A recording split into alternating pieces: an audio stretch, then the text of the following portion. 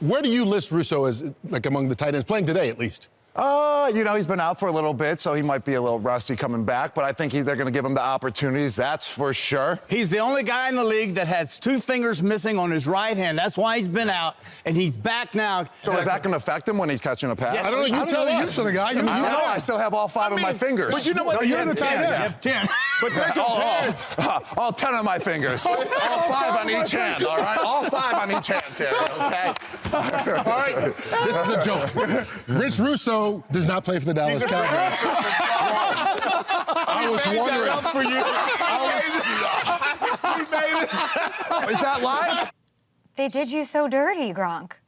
Yes, they did, but I love them. Those guys are the best, and I was a rookie, so I deserved it, and that was one of the best pranks I've ever been a part of, and I think, you know, it showed my intelligence, okay? All right? It showed that I'm always ready, and then also I've learned that I'm a funny guy from that situation. Just the way I was, you know, reacting, my impressions and all that, I mean, in expressions, it was hysterical. So they showed it over the summer as well at the Fox seminar when we had a little get-together, all the Fox guys. And I was hysterically laughing when they showed that. It was priceless. The funniest part is Strahan's face, because everyone actually have excellent acting skills across the board. Like, give you guys all the Oscar, except Strahan literally cannot keep his shit together.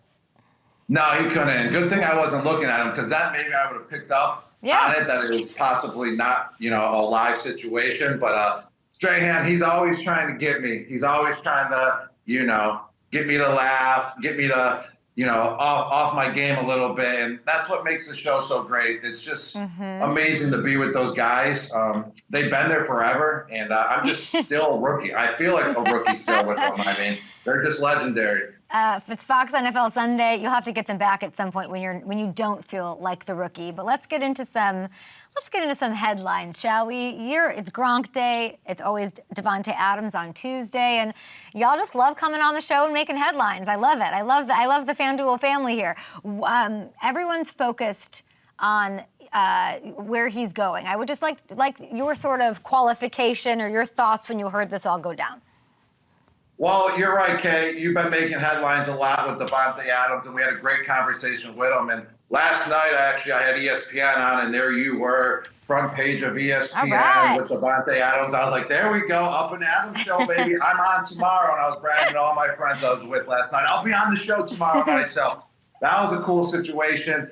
And so what was the question about Davante Adams again? Great landing spot? What from his side, knowing what you know, great player, doesn't have a ring, sort of reportedly lets it be known that he'd like to be traded. Before we get to landing spots and all of that, what do you think of Davante Adams wanting to be traded and how it's being portrayed?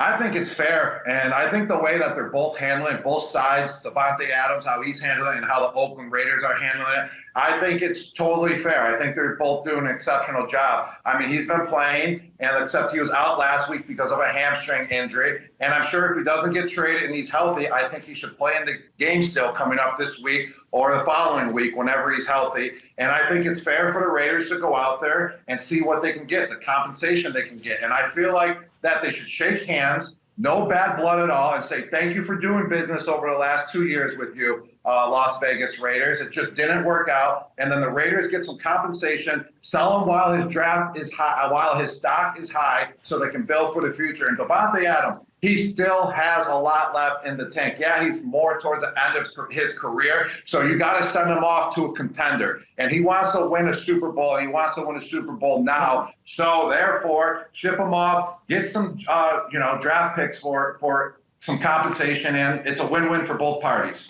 Where should he go? It's either, I feel like a sleeper team would be the Pittsburgh Steelers. They can definitely use him over there. Another team would be the New York Jets, obviously, him teaming up with Aaron Rodgers. I think that would actually be the best fit, and I think that would be the best fit for the NFL as a whole as well. And it would be the best fit for fans. I would love to see him go back to the Jets and be with Aaron Rodgers again. I mean, that combo was unbelievable. And then another situation I would see him going to is the New Orleans Saints and teaming up with Derek Carr again. They can definitely use Davante Adams in the passing game. So those are the three teams that I see him possibly going to. Let's see. I hope the control room can pull up the sort of the destinations that I laid out. Raiders included. There's a world, of course, where he stays in Vegas. You mentioned the Steelers. I don't know that I feel like that's a team that's going to win the Super Bowl. They could. Maybe it takes them over the edge. Where does he go? And then you say, yep, slam dunk, they'll be playing in New Orleans. I would say Packers. What do you think? The Green Bay Packers, that could be another possibility. I mean, that would be an unbelievable weapon for Jordan Love, and he would go back to where he started his career. I feel like there was no, lost love when he left Green Bay. I feel like if he did go back, everyone would be, open arms and give each other big hugs. But I don't know. I just don't see Green Bay being Super Bowl So which ready. team? Which team outside of the Chiefs? Of course, they add Chiefs if they do it, if they somehow find a way. No, they can't send them to the Chiefs in the same division. You can't send them Okay. to the Chiefs. You can't do that. You don't think so?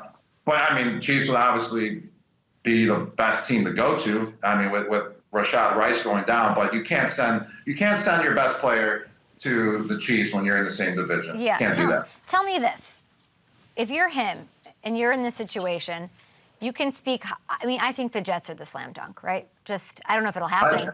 There's a lot of characters involved that I don't have. There's going to be a lot of volatility, I think, in the whole situation.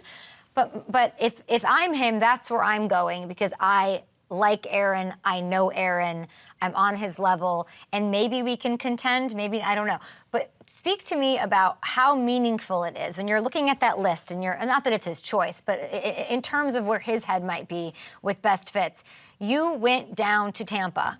And you said, I'm doing this because it's seamless. I'm going to pick, I can read Brady's mind. I can do that. Devontae has that with Aaron. How meaningful is that? It's very meaningful because you got to build up that chemistry with the quarterback, and it doesn't happen overnight. It literally takes years in order to get on the same page, to understand each other, to understand the way that, the guy that's throwing you the ball thinks, for the quarterback to understand the way that his wide receiver thinks. So it takes years and years of work, and that's why I wanted to play with Tom, when he went down to Tampa, and that's why I wanted to stick with him, because when I was first with the New England Patriots, I was all over the place. Tom didn't understand me as a player. I didn't understand Tom, but we could see every single day that we were progressing to understand each other, that the chemistry was getting better every single day. So it's so much better to go into a situation where you already understand the quarterback and you understand where to be and you understand what he wants. So it is the best fit for him to go back to New York. I mean, not to go back to New York, but go back with Aaron Rodgers in New York. I believe he will elevate the team to a whole nother level. They need a true number one. Devontae Adams will be it will raise Garrett Wilson's play as well because he's a rookie. He can learn from Devontae Adams. And then Lazard, that's a great player to be a number 3 wide receiver, and it'll just boost the offense big time. They need Devontae Adams over there. I think the Cowboys aren't going to go for it. Packers would be cute stories, so I root for it. I think the Saints are in play, but they got to move some decimal points around. But, I mean, the only thing with the Jets is if what he really cares about is a ring. And do you go there to get a ring, or do you do everything you can to try to get to Kansas City and take less money and do all those things, Well, if he wants to truly be on the best team to go to the Super Bowl, it's the Kansas City Chiefs. But I just can't see that happening. Why the Raiders will send him to the Chiefs being in the same division? That doesn't make sense. But going to the Jets does give them an opportunity to contend for a Super Bowl, way more than being on the Las Vegas Raiders right now. It's so hard to say, hey, I want to go to a Super Bowl contending team and have a chance to go to the Super Bowl, and then actually go to the Super Bowl once you get traded to that team, because there's so many. You just want to go to a team that has, the contention of getting to the Super Bowl. So that's the best way you can go about the trade, and the Jets have that. I mean, especially once they'll be elevated if they get them. When you look at the Chiefs and they lose Rice and they're down these pieces, obviously Travis looked more like Travis last week. Can I convince you to go against the Chiefs coming out of the AFC? No chance. The Chiefs are the top team still. No team has proven that they can beat them, and it doesn't matter if Rice is down. They have a great system there. They got guys to plug in. It's like the New England Patriots. When one goes down, they pull a guy off the practice squad and fill him in. And why can they do that? Because they have Patrick Mahomes, not Mick Holmes. Mick Mahomes. Mahomes. Patrick Mahomes. They have Andy Reid. Yeah, it's hard. It's sort of heavy lifting, I think, to try to talk them out of that. Who's playing the best football right now? Which team? Who's playing the best football right now? Oh, I'm going to go with the Baltimore Ravens. Yeah. I called them from the beginning, all right, Kay? And that's how I thought the Baltimore Ravens were going to start the season. But they got off on the wrong foot at the beginning. They were feeling each other out, but now the offense is clicking. I thought that's how it was going to be, like from the very beginning. But, you know, it's NFL. Sometimes it takes a little bit to take the training wheels off, and they sure have. And they're understanding Derrick Henry to the T now, when to give him the ball, how many carries to give him, and he's absolutely dominating. I expected that from the beginning, but it took till week 4. I love it. And then I'm thinking about the AFC and this need that the Chiefs had. If it's not Devontae, which I think it's overblown. I think the Raiders would give Devontae to the Chiefs. I do. I think there's a price that could happen. I do. Yeah, I think like that interdivision stuff is overblown. But is there a world where you can see, obviously Tyreek Hill not super happy? He's in Miami. Is there a world where, like, Veach is calling up to try to get Tyreek back in the mix, or no? No, I don't think so because of his contract. I mean, it's like, what, 28, 29, $30 million. And that's why, you know, they let him go from the beginning. So I don't see a situation where they bring him back to the Chiefs because of the contract. It has to do with money with that situation. Yeah, Chiefs need the Dolphins then to eat some of the salary, and that's not fun, and they're going to want high picks to do so, which is not going to be fun, so I don't think that happens. Listen, you almost called the upset by the Chargers over the Chiefs last week. Monday night, it's Chiefs, 5.5-point favorites against the Saints at home. Who are you taking in this one? Well, last week I called that upset. I tried calling it because all the other games were like 50-50 games. So that would have been the only upset that I saw on the table. It was good. Yes, it was a good call, and it almost happened. But who we got this week? Let's take a look. I don't know. Let's take a look at the slate here. What do we got, guys, for an upset? We are at number 3B. Go ahead. All right. Who do you like? I think the only upset that we really see here, I would say, would be the Arizona Cardinals over the San Francisco 49ers. Okay. I think that would be the best game to choose. I mean, I love Marvin Harrison Jr. He's coming into his own. Kyler Murray is a playmaker. And the 49ers, they got some players down still. So that's the upset of the week that I'm going to go with. I got to tell you, Colts at Jags, I'm looking at that game, and a lot of people are coming for Doug Peterson. You never call for a coach to be removed. You're fair. You're fair, and you're also, honestly, pretty compassionate, Gronk. I know you're not going to say, let's bring somebody else in here. Is Peterson the biggest problem? Oh, I mean, I don't really know much about the Jacksonville Jaguars organization. Okay. I mean, I really can't speak upon him. I don't see him being the main problem. I just feel like the organization is just jinxed. You know, it's kind of like the Cleveland Browns. They bring in new coaches, new quarterbacks, and it just doesn't work out. I think that's where the Jacksonville Jaguars are. Peterson has a track record of being a good coach. I mean, he won a Super Bowl with the Philadelphia Eagles against myself, so you got to tip your hat to him there. Don't know what's really going on there. I don't really follow the Jaguars like that, so I can't really speak upon him. Well, there's reports that he's losing the locker room, which is hard to imagine given his pedigree, and I appreciate the candor in not knowing the situation. We probably shouldn't have asked you about that, but I can ask you about Bill Belichick, because you know him, and he was asked even about the Jag situation, whether or not he'd be interested in coming in halfway through. And he said, I think the big thing for them is not to lose confidence, not to feel like things AE over, because there's a long way to go. 4 losses not going to eliminate anybody from the playoffs, but they need to start winning soon. How interested do you think he is?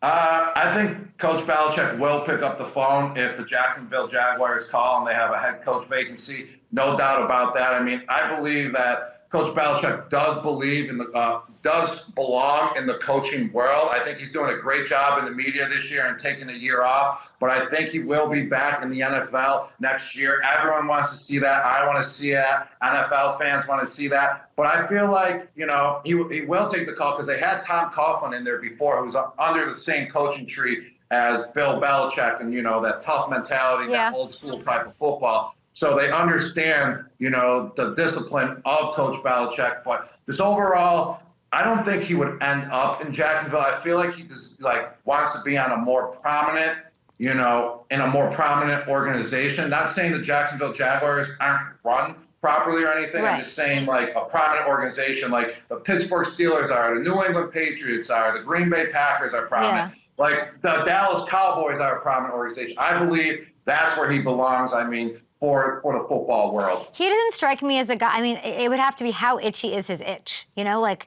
how desperate is he? How much does he miss being in it every day? Otherwise, I would say, like, better to be patient. He doesn't strike me as somebody who can, like, pop in week 7 or 8 and, you know, feel like he's going to be set up for success there. Like, I don't know if he, you know, it feels very Emilio Estevez coming in and taking over a team and trying to, you know, take them to the championship in the Mighty Ducks. It doesn't seem like that's his vibe at this point in his life. I think he very much, from what I know, you know him much better, of course, he's plotting. He's like doing the whole Game of Thrones thing of like, this is what I want, this is what I'm angling for. And I think that that's representative in how he's talking about teams in the media. So if I'm a savvy fan that wants an indicator of where he's interested, listen to which teams he's talking about, how he's talking about them. All right. Yeah, that's what I think. All right, we're gonna take a short break here, Gronk. We'll be No, back. I like that. Yeah, we're gonna go through some props. We're not gonna prank you, I promise. We're gonna do our thing, and we'll be back after this. We have Zach Moss on the show as well, a Cincinnati Bengal. Who dey? Mayfield gonna keep it. He's in. Touchdown, Tampa. Second down and 9. Pump fake. It is deflected and picked off by Anderson. And he will take it all the way.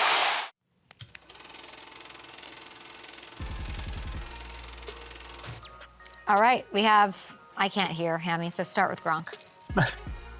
All right, we're going to do another round of Prop-A-Shot this week. We had our inaugural one last week. I'll reset the leaderboard a little bit for you.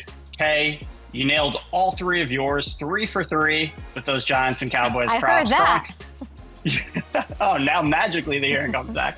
Gronk, you went 1 for 3. We're going to see if you can close the gap this week. I'll start with you, Gronk, and your former squad. Mike Evans, Mr. 1,000 yards. Does he finish over or under 58.5 receiving yards tonight?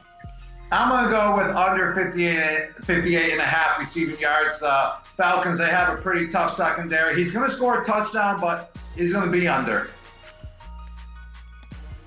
Wow, Gronk going against your guy. An under. Ooh.